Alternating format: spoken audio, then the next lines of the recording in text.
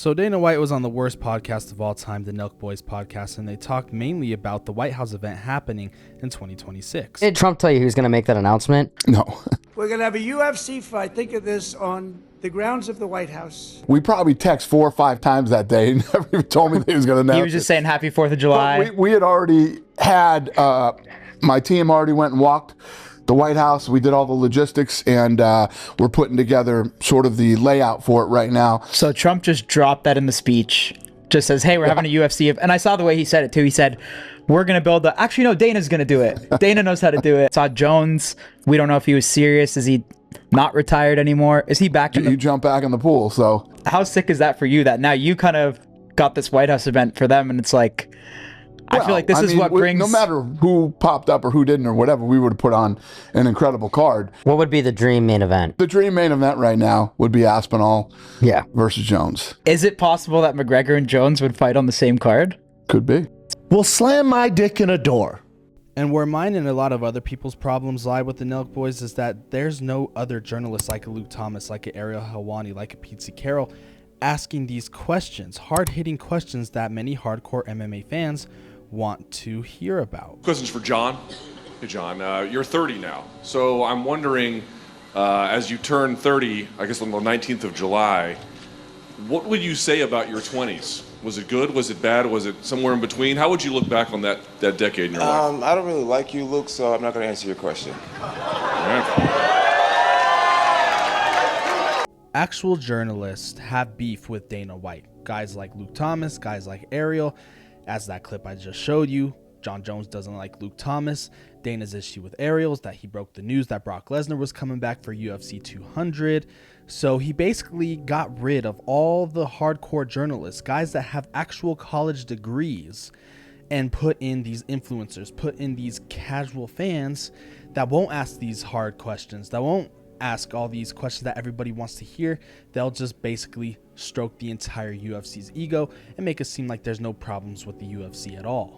This ain't the first time that the Nelk Boys have interviewed Dana White. They've interviewed him multiple times actually, and they've also interviewed many other fighters within the UFC's promotion, guys like a Sean O'Malley, who's deemed as the next big thing or a giant superstar in the UFC, a guy like Nate Diaz, who is yet another superstar that people seem to be in the UFC. And don't forget, they interviewed Donald Trump a lot of the times, and that's what irks a lot of people as well.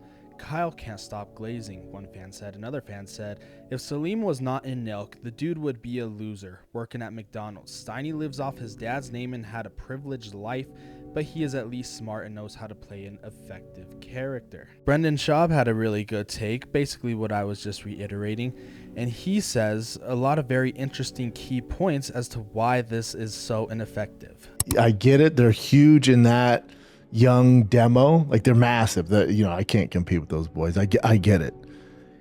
I'm talking actual fucking journalism. Where does it exist? And I know people are like, what, dude, he's getting views. I know. Or insert this influencer getting views talking about John Jones McGregor. I get all that. But there has to be both. And when I see this, and when I see Dana only giving this attention, in my mind, I go, we're fucked. There has to be both.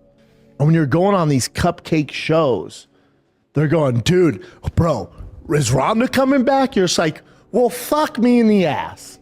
And if you think it's just the MMA circle, no, the actual comedy circle hates these guys. One of the most popular comedian of all time hates these guys, thinks they're awkward. And everybody's seeming disinterested. Were you looking at notes or texting girls? Notes. Yeah. What do you mean? Me taking time out of my day to do this and then feeling Dude, like I'm I'm forcing you guys to do the podcast. I've never been more That excited to annoyed do a me. podcast. Say again? I've never been more excited. I'm sorry. I had to Don't look at my notes. apologize. You don't have to apologize. You asked me what annoyed me, and I gave you an honest answer. Wait, are you being serious about that? Yeah, that annoyed me. Really? Yes. So if someone Is that surprising to you? Well, if I'm looking at my notes, I have some things personally that I wrote that I wanted to ask you. Not on there. Okay. So I can't look at that and then ask you that? I mean, you can, I guess. What if someone in the audience is on their phone when you're doing that? Then they're gonna get the same. Are you guys friends with each other? Yeah. Like, Why, you don't genuinely? get that vibe? Yeah. No. Why not? Because the chemistry is weird. Why do you say that? I don't know. It's just I don't get it. What's confusing It's though? just an so I can help awkward break it down for you. podcast. It's like a weird thing. This- like do you guys like? Do you have stories where you like bust balls? Like, are there? Yeah, well, we usually have a different guy who sits in. Yeah. We wanted to have Steve on this one, so Yeah, he sat with in. Brad. Yeah. Yeah. I love Brad too. Yeah. He's great. And what? Brad usually drives it or something like that. What do you mean? Like, is he usually driving the interview? Why? You don't think we're doing a good job of that? No, not really. I mean, it's not my favorite. Is this a joke? I don't understand. Right? Like, I don't know. Like, are you guys having a good time? I was until that comment. Is this what Straight it's up. normally like?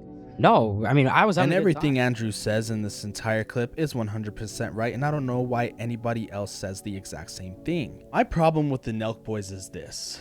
Their entire business model, basically, in my opinion, is based off of, okay, Kyle's father was this rich, eccentric billionaire, and all of a sudden he stumbled upon UFC one day, and he said, Kyle, here's a camera. I want you to interview Dana White. I want you to interview Sean O'Malley. I want you to interview Patty Pimblett.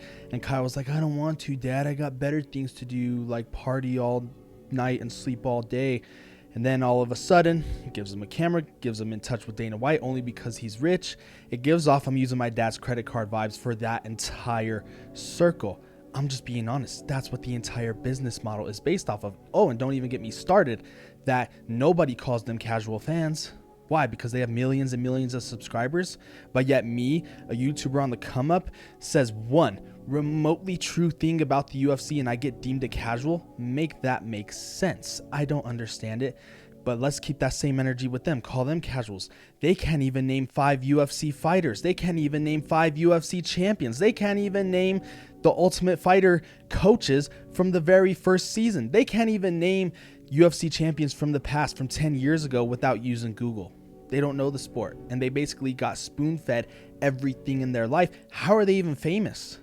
Because they moaned in everybody's ear at a Walmart? That makes zero sense. I'm not saying that their fame is unearned, but come on. A YouTuber with a faceless profile, 93 subscribers, could have easily asked Dana White much better questions. Would you have called him a casual? I bet not. But the fact that these guys get all the praise and get all the interviews, it makes zero sense. And yes, it bugs me. It really does bug me. Brennan was right and Andrew was right. The entire dynamic of this podcast is just weird, awkward, gives off casual vibes. Remember when you had to actually have a college degree to be in the same room as Dana White? Remember when you had to actually work hard and work for things to be in the same room as Andrew Schultz? I have no idea why people keep giving these guys the time of day when they just put out a shit product. Again, I'd have to post every day for the next 18 years to probably crack 2 million views or 2 million subscribers, so I probably have no room to talk. But at the same time, I don't know why Dana White keeps giving these guys a platform, because there's many other great interviewers out there that can ask him these hard questions, these questions that hardcore MMA fans want to know. Will it happen? Probably not, because they're just gonna be too honest and too real and too blunt. That's why he's having these other influencers in the space that aren't gonna say anything wrong about any of his platforms. I want to know what you guys think in the comment section. Did you see the interview? Let me know what you think. If you want more videos like this, let me know in the comment section. Will these type of interviews happen with Dana White? I'll see you on the next one. I still love Dana. I'll still watch the UFC, but this interview bugged me. And it's just so cringy. And if nobody else wants to say it, then I will.